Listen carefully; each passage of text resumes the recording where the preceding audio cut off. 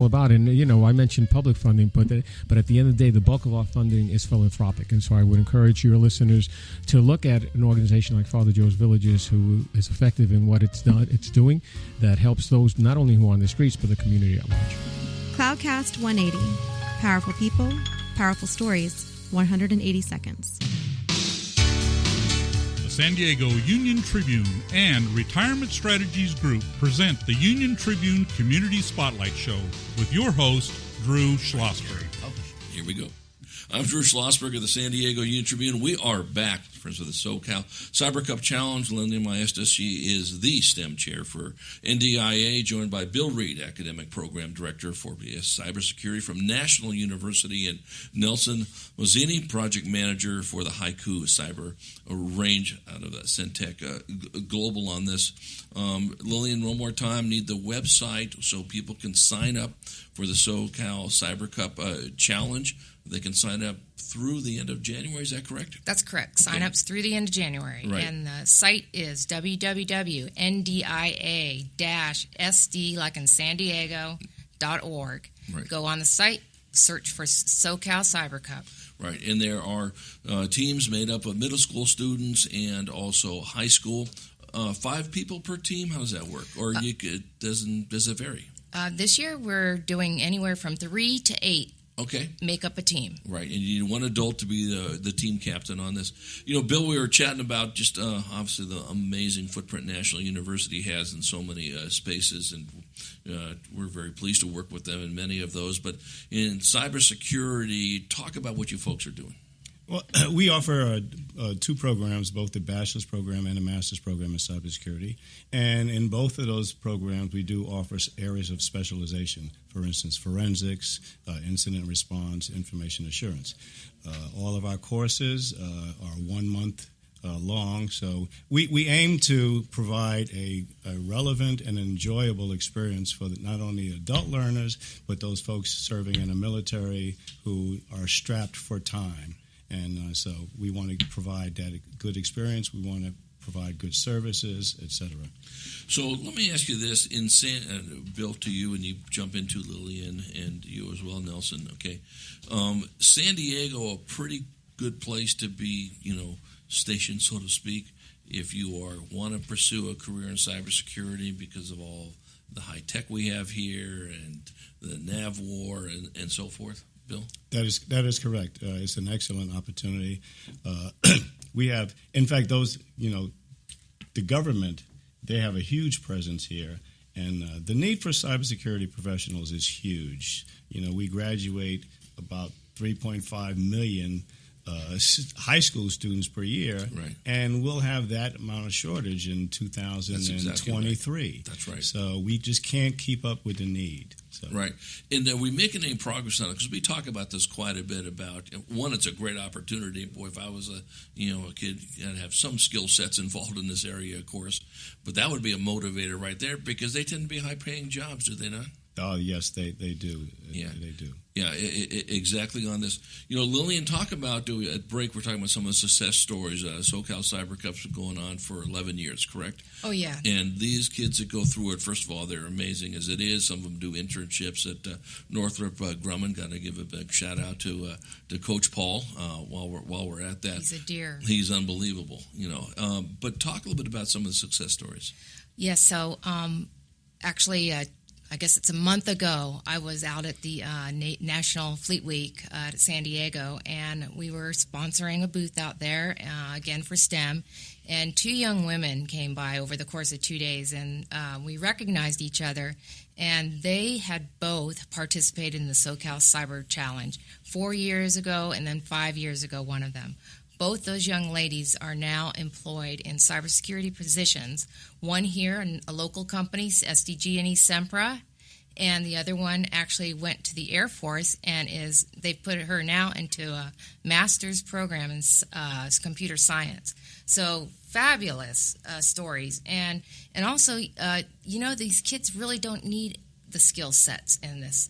If they want to learn, we will teach them. They can come into this without any knowledge, and we have these mentors that will actually guide them And there's been success stories where that's happened with our challenge, where they've come in, they don't know anything about cybersecurity or computers, and we've taught them. They come back year after year, they learn more, and it gives them a great foundation to further their education. And like you mentioned, our industry partners have internships for these kids. So right out of high school, they can do some internship, and then we have these wonderful local colleges with these programs that Bill just mentioned that continue to facilitate this. Well, you bring up a very, very good point, and I think our listeners should really take the heat on this, is that you do not need to be a cybersecurity expert coming into this.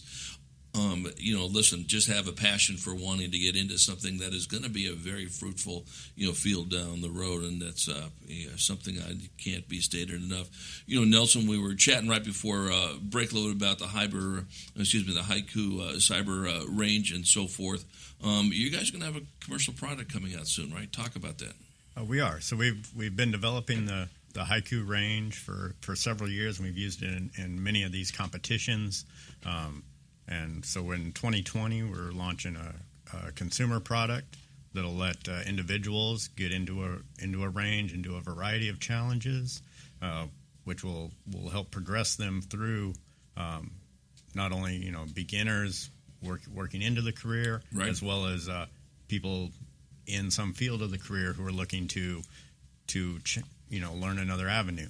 Right. And is there people can email you? How do they get a hold of you? Yeah. So the best thing to do is check out our website, haikucyberrange.com. They can email us at info@haikurange.com. Right. And then sign up for our wait list, and we'll keep them updated on as the product develops. Right. So talk about the state of cybersecurity, and and again, we sort of batted this thing home too. How important it is to let the youth know about this? Oh, it's extremely important. Our youth today live in a digital world. Your virtual identity is as much your real identity. So understanding how to protect that, from a young age, we teach kids how to cross the street safely. We need to teach them how to cross the street safely in the virtual world as well. Right, and we used this example quite a bit, Lillian, when you came on the show with Liz and so forth. How do I say this without sounding crass? You cross the street safely, but if you get hit, you're affecting yourself, of course your family too. Don't encourage anyone to get hit. But when you compromise your cell phone or your computer or your laptop or whatever, you're affecting a lot of people. And if you got 1,000 folks following you and all that business, you just infected 1,000 people, not just one. I think that can't be stated enough. Okay, it's one thing if you want to mess yourself up. Don't encourage people to do that and so forth. So I think that, to your point, Nelson, we can't emphasize this enough. We should be having thousands of teams in cyber, competitions like the SoCal Cyber Cub Challenge. Bill, if people want, we got about a couple minutes to go here. If people want to find out more about what you folks offer at NU, how do they get a hold of you? Well, first off, you can go to our website, www.nu.edu. Also, if they want, they can reach out to me personally. Please. I'm available 24 hours a day, 7 days a week, at WREID2@nu.edu. I got to tell you something. We've been doing this for quite a while, and Lillian knows we started our cybersecurity show 3 years ago, and so I'm so glad we're continuing doing these things. We can't really do enough of it. A shout out to Liz Frauman, of course, if she's listening, and I think she is actually, to be honest with you. Our dear friend Liz. Yeah, our dear friend Liz. Yes, freezing in Minnesota, but it's okay. Yep. We're here in Southern California. But really kudos to you, Bill, and to Lillian, and to you, Nelson. I've never seen so many passionate people that you guys have busy schedules, and you guys are working warp speed as it is. But you are so willing, and it's quite obvious, to give your time and your passion to this field, which is going to be, everything, moving forward already is in this aspect. So I really do applaud you on this. I don't give out plaudits like this much, but it's so true. Well, thank you, Drew. And like you mentioned, this is an all-volunteer effort. We're all volunteers putting this on. And the other thing I want to say is we get the funds from sponsorships. So that's important as well. So if there's anyone out there who would like to sponsor the SoCal Cyber Cup, again, go to that NDIA site and there's information there where you can sponsor. But it's free. This event is free to the kids. Right. So we do that so that anyone can sign up and take advantage of this. Right. So, one of the things I'd love to see, we talk about it enough, and my good friend Dr. Paul Gothold is the county superintendent of, up at Linda Vista Road here for the county schools, and he's sort of into this stuff here. We had Scott Young meet with him and getting some footprint on this. When this comes into the curriculum, and when we start seeing, cyber objectives and cyber into the K through 12, okay, and they become part of the California frameworks, then you're really going to see it take off. It should already be here by now, but I know there's a lot like Donna Woods. There's a lot of people that are trying to, really focus on this. Nelson and Lillian and Bill, thank you so much for your passion on this exceptionally important aspect of what we need to do with our youth. Sign up for the SoCal Cyber Cup Challenge. Bill and Nelson and Lillian, they can answer any questions you want. Bill's available 24/7. He said that right now. We'll do that. Thank you so much for all coming in and wishing you nothing but a happy holidays. Thank you, Drew. Happy holidays. You bet. I'm Drew Schlossberg of the San Diego Union Tribune. You've been listening to another edition of the Community Spotlight Show here on Cloudcast Media Radio.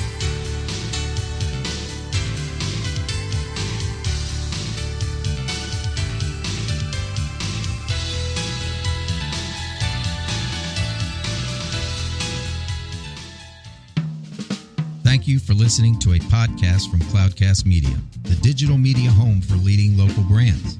When it comes to amplifying your brand, a Cloudcast-sponsored show offers unbeatable value. Learn more at cloudcast.us. Cloudcast 180. Powerful people, powerful stories, 180 seconds. Welcome to Cloudcast 180, the 3-minute lightning round with changemakers here in San Diego. We're here with Ed Heiner, 20-year Navy SEAL, best-selling author, and education entrepreneur. Ed, welcome to the Cloudcast 180. Thanks for having me. Your book was called First Fast Fearless, so let's hit this fast and fearlessly. Real quick, you created a program to help change lives of high school students around the country. It's called SEALpreneurship. Tell our audience what it's all about. Well, it's about leading yourself. Getting a PhD in me, I teach kids how to take care of themselves and lead themselves first, and how to be their own entrepreneur, intrapreneur, if you will. Is it something you think public education is lacking, this concept of self-leadership? Absolutely. It's a mindset that kids don't get. My son doesn't get it in his school. The kids don't get it. It's something that, we're educating them, but to be mentally tough and be able to take charge of themselves and accountable for themselves is very unique. Okay. I've seen an overview of your curriculum, 23 evolutions, and you have a 23-minute podcast series. So what's up with 23? Chromosomes, right? It's all in all of us. We're all the same. 99.9% of everybody in this world is the same. And we use those chromosomes, 23 pairs, which was one of the concepts we teach as swim buddies, never be alone. Mm-hmm. Always work with someone else, collaborate, and be out there. Boy, that's a lesson for life for sure. Ed, you were in charge of basic and advanced training for the U.S. Navy SEALs, and I mentioned you're a 20-year SEAL. Tell our audience the greatest lesson from the SEALs that have changed you forever. Probably in the back of a helicopter one night in Iraq before I was getting ready to fly into an Al-Qaeda target, it dawned on me that when a pilot said, you have this many souls on board, it dawned on me that the opposite of fear is love. It's not else. I don't fight for what I hate in front of me. I fight for what's beside me, behind me, that I love. Wow, it's a powerful concept. Wow. You've talked a lot about the blue-collar scholar as a concept. Fascinating. Tell our audience, what is the blue-collar scholar as it relates to your SEALpreneurship program? It's a mental concept where people take control. Don't outsource their life. Look, we're going to have people that are in white coats, suits and ties, doctors, PhDs.